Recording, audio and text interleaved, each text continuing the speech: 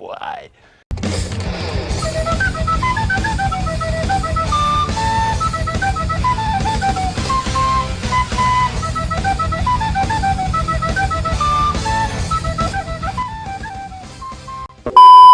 Isang sikat na flip-top rapper ang inaresto sa bypass operation sa Makati City. Siya si Marlon Peroramas o mas kilala bilang si Looney. Members of Makati's Drug Enforcement Unit have arrested the rapper Looney. Nakuha na sila ng ilang pakete ng droga. Miyerkules ng nakalang linggo nang maaresto si Looney at 4 na iba pa matapos makumpiskahan ng push or high-grade marijuana. Bagamat makulay ang mga pabalat, alam mong mahusay ang pagkakalahad. Mga tunay na ganap, isinulat ng parap. Kaya wag ka nang magulat kung magtutugma lahat, sapagkat ito'y galing sa memorya. Isang napaka-importanting na istorya. Ito ang aking personal na testimonya, pangontra sa mga ignorante na teorya. Ito ay tunay na buhay, wala akong dahilan para magsinungaling at mga detalye palitan. Ito ang kwento kung paano kami tinaniman ng marijuana ng mga parak na mukhang Taliban.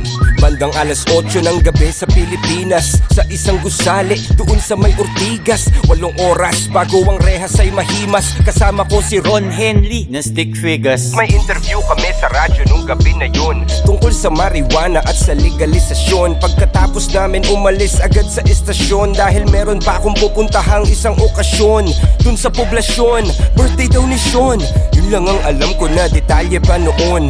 Medyo masama ang panahon, umaambon, kaya tinext ko na si Utol, pumunta ka na ngayon.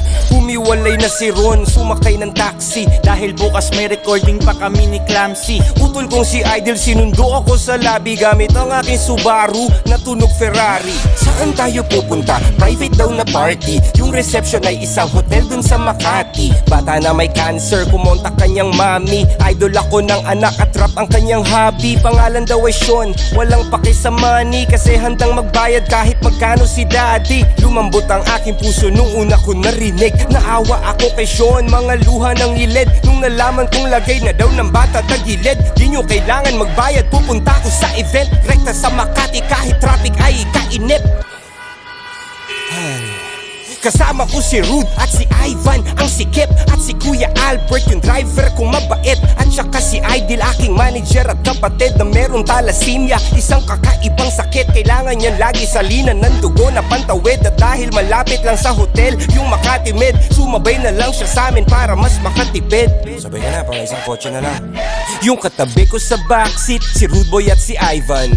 Documentation, security at hype man. Balay siksikan kami sa aking chikot. Wag malikot! Tatlo kaming mga lalaki sa likod. Pagdating sa Makati, sakto lang yung timing. Nag-text na rin yung mami at nagsabing nag-start na daw yung party, sa basement daw yung parking. Salamat sa pagpunta, pasok lang kayo darling. Pagbaba ng kotse, hinanap ko yung main floor. May nagpalitrato sa tabi ng elevator. Idol, pwede favor, baka pwede magpa-picture, kasi idol na idol ka talaga ng anak ko na grade 4. Nag-selfie kaming dalawa sa kanyang Razor, tapos tinutok sa akin yung baril ni Terminator. Pero bilang narrator, lagyan natin ng flavor para di masyadong halata yung trauma ko na major.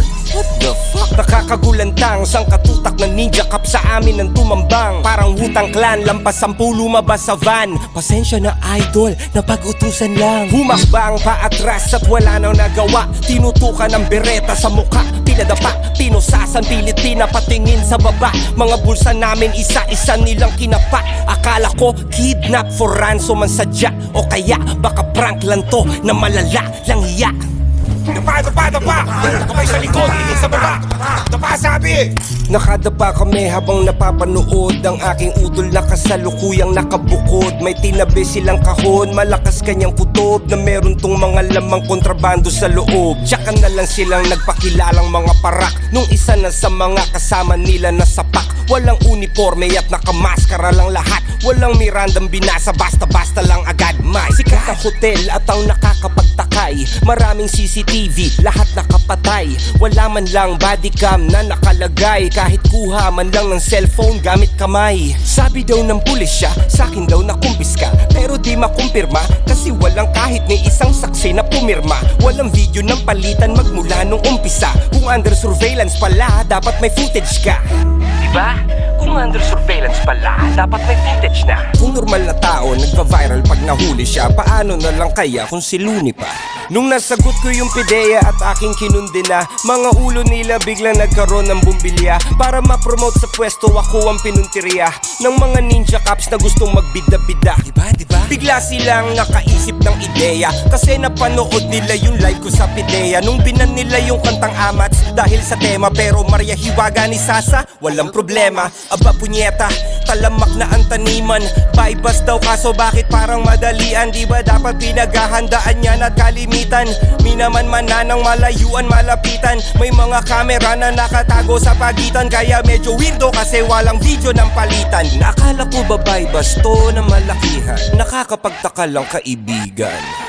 Gusto mong maintindihan at mabatid? Gamitin mo lang ang sentido kumon kapatid. Para sa 100,000 magpapakaastig, kayang-kaya ko yung kitain ng 1 gig. At kung pusher man ako ng sinasabi nilang weed, bakit naman ako pa mismo maghahatid? Ni hindi nga ako lumalabas ng bahay tsaka bi. Hira mo makita sa kalsada tumawid. At bakit ako magbebento sa di ko kakilala? Kung sa eksena ko ay maraming nagmamariwana, bakit ko papahirapan ang sarili ko habang sinusugal ang karerang matagal kong pinagsikapan? Bakit isasama ko pa yung kapatid kong may karamdaman at cameraman para mag-vlog ng kaganapan? Walang saysay na mga paratang pawang haka-haka lamang para pangalan ko ay urakan. Alam ko meron akong mga paa na natapakan, ngunit di ko yun